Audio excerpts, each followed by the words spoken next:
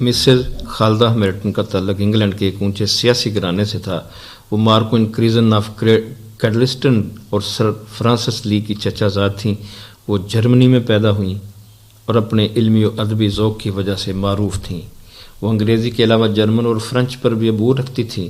1928 عیسوی میں قبول اسلام کے بعد وہ برطانیہ کی مسلم سوسائٹی کی صدر بھی منتخب ہوئیں اور عرصے تک اس منصب پر فائز رہیں۔ تو آئیے ان کی کہانی انہی کی زبانی سنتے ہیں کہ وہ کس طرح مسلمان ہوئی۔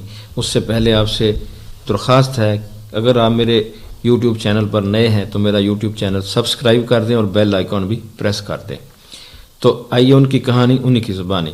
آبائی طور پر میرا تعلق چرچ آف انگلینڈ سے تھا، بلکہ انگلستان کا طبقہ اشرافیہ اسی مذہبی مسلک سے وابستہ رہا ہے، لیکن سچی بات ہے کہ ہوش سنبھالنے کے بعد میرا ذہن کبھی بھی چرچائیت کے عقائد سے اتفاق نہیں کر سکا۔ کفارہ، الوہیت مسیح، شفاعت، اعتراف گناہ، عیشاء ربانی، بپتسمہ اور اس نوعیت کی دیگر مذہبی رسوم میرے شعور کو کبھی بھی اپیل نہ کر سکیں، اور یہ سب کچھ مجھے حضرت عیسیٰ علیہ السلام کی اصل تعلیمات کے برعکس محسوس ہوتا تھا۔ میرا وجدان کہتا تھا کہ یہ عقائد کسی سچے پیغمبر کے نہیں ہو سکتے، جو عقل عامہ کامن سینس کے خلاف ہیں اور قابل عمل بھی نہیں ہیں۔ لندن کی ووکنگ مسجد کی سادگی اور حسن سے متاثر ہو کر، بلکہ اپنے ذوق سے مجبور ہو کر 3 برس قبل میں نے ایک روز اس مسجد کی سیاحت کی۔ اس طرح پہلی بار مسلمانوں سے میرا رابطہ اور تعارف ہوا، اور اس کے بعد میں وقتاً فوقتاً مسجد کے نائب امام عبد الخالق خان سے اسلام کے بارے میں معلومات حاصل کرتی رہی۔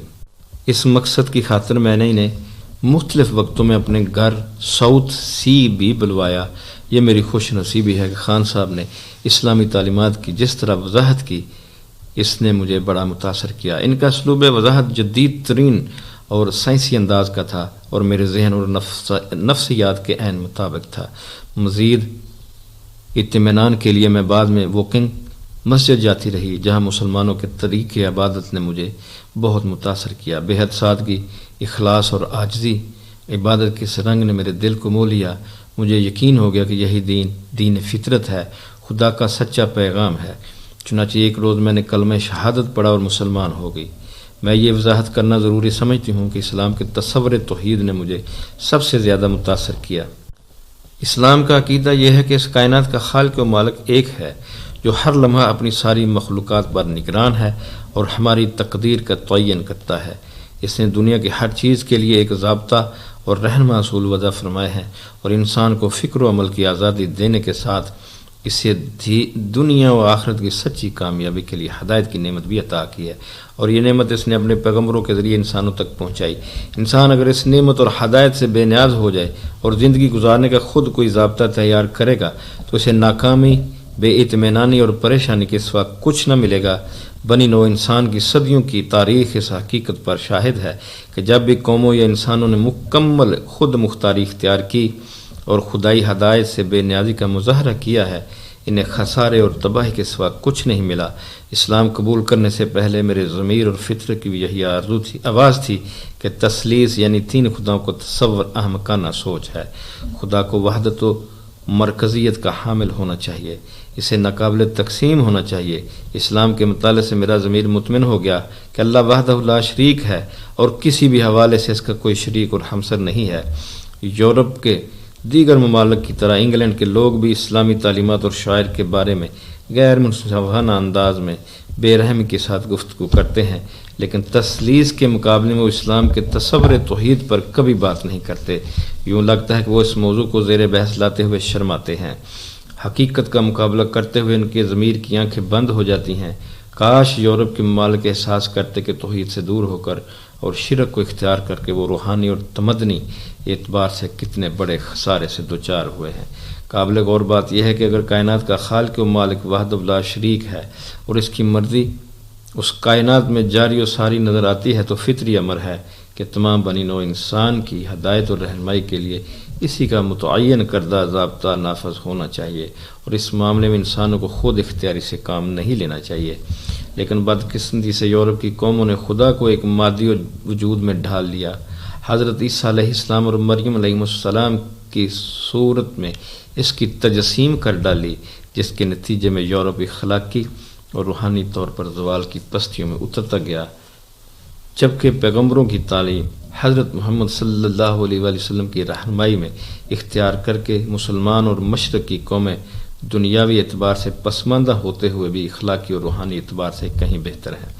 حقائق کے اس پہلو نے بھی مجھے عیسائیت سے دور اور اسلام کے قریب کر دیا، اور میں سوچنے پر مجبور ہو گئی کہ اگر عیسائیت میں خدا کو مادی وجود بخشنا جائز ہے تو دیگر بت پرست اقوام ہندو، بدھ وغیرہ کا سلوک کیسے غلط ہو گیا؟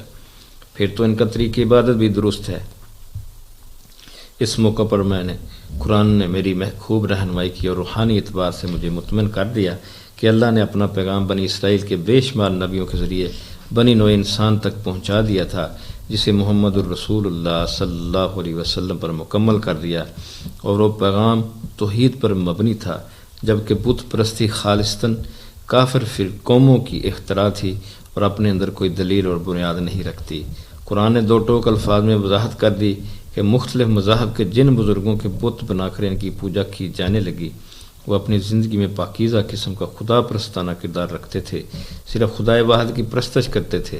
ان کے نام سے منسوب کر کے بت پرستی ان کی وفات کے بعد شروع کی گئی۔ مجھے اچھی طرح اندازہ ہو گیا کہ عیسائیوں کے لیے نبوت کا صحیح تصور سمجھنا اور اختیار کرنا کس قدر مشکل ہے۔